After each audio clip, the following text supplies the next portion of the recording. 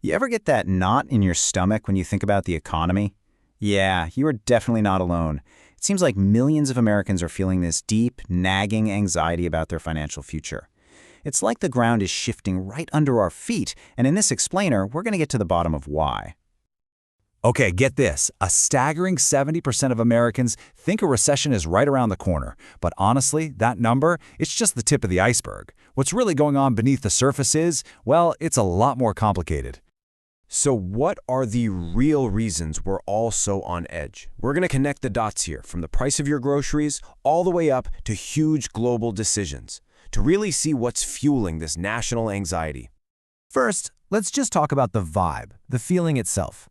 Right now, there's this widespread sense of being on edge, an atmosphere of uncertainty that has really taken hold all across the country. You know, this isn't just about what you read in the headlines. For so many people, it's a gut feeling, a sense that the economic stability we kind of used to take for granted is starting to crack. So, what is causing all this anxiety? Well, it's not just one thing. It's more like a cascade of different pressures, all squeezing households from every single direction. Let's break down the anatomy of that squeeze. First up, the big one, the pressure you feel every day, inflation. Now, even though the rate has slowed down from its peak, the cost of essentials, we're talking food, rent, electricity, it's still way higher than it was just a few years ago. That's a hit everyone feels in their wallet, every single week. And think about what that actually means. When more than half the country has basically no financial cushion, even a small price jump or one unexpected car repair can trigger a full-blown crisis. There's just no room for error. And then there's this number, over $34 trillion. That's the national debt, and it's not some abstract problem for economists to debate. It fuels very real fears about future tax hikes and potential cuts to services like Social Security and Medicare, things that millions of us are counting on. Here's where things get really tough. You've got home prices and mortgage rates just shooting for the moon, while for so many people, wages are just flat. They're not keeping up. This disconnect is pushing that classic American dream of owning a home further and further out of reach. Right, so as if all that wasn't enough, there's another layer of anxiety getting piled on top. Technology. The explosion of AI and automation is making a lot of people look over their shoulder and question the long-term stability of their careers. You see it right here. People in these huge sectors are worried that AI and automation could lead to layoffs or push wages down. It's that classic tension, you know? Companies are pushing for more efficiency, and sometimes that comes at the expense of human jobs. These massive economic pressures, they don't just stay on the evening news. They hit us where we live. They worm their way into our daily lives, our mental health, and even the biggest, most important decisions we'll ever make. And let's be really clear about what we mean by financial fear. This isn't just worrying about next month's rent. It's a chronic, background hum of stress that fundamentally changes how we live our lives and how we dare to plan for the future.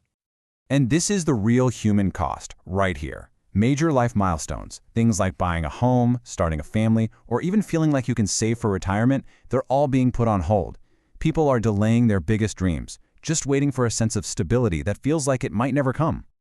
And it's so important to get this. Financial fear isn't something you can just put in a box. It bleeds into everything. It impacts our mental health, it puts a strain on our families, it shapes our career choices, and it casts a long shadow over our hopes for the future. Okay, so with all this pressure, is there even a path forward? The answer is absolutely yes. This is not a story of doom and gloom. Let's talk about where hope and good old-fashioned resilience come into the picture. The thing is, people aren't just sitting back and waiting for things to get better. No way. They're actively fighting back with practical strategies. They're budgeting, they're starting side hustles, they're tackling debt, and they're learning new skills, all to try and get some control back. And this brings us to a really interesting tension. The very real fear we feel today versus the hope we can find by looking at history. The present is packed with challenges for sure, but over the long run, the U.S. economy has proven to be incredibly resilient and adaptable. I mean, think about it. The same AI that's causing all this anxiety about job losses today, that is the exact same force that will create entirely new industries and jobs that we can't even imagine yet. Innovation has always been a powerful engine for opportunity. So, it all comes down to this choice, right? Are we going to let fear shape our present, or are we going to choose resilience to define our future? Understanding all these pressures isn't about feeding the anxiety. It's about taking the first step. It's about empowering ourselves to not just survive today's challenges, but to actively build a more secure tomorrow.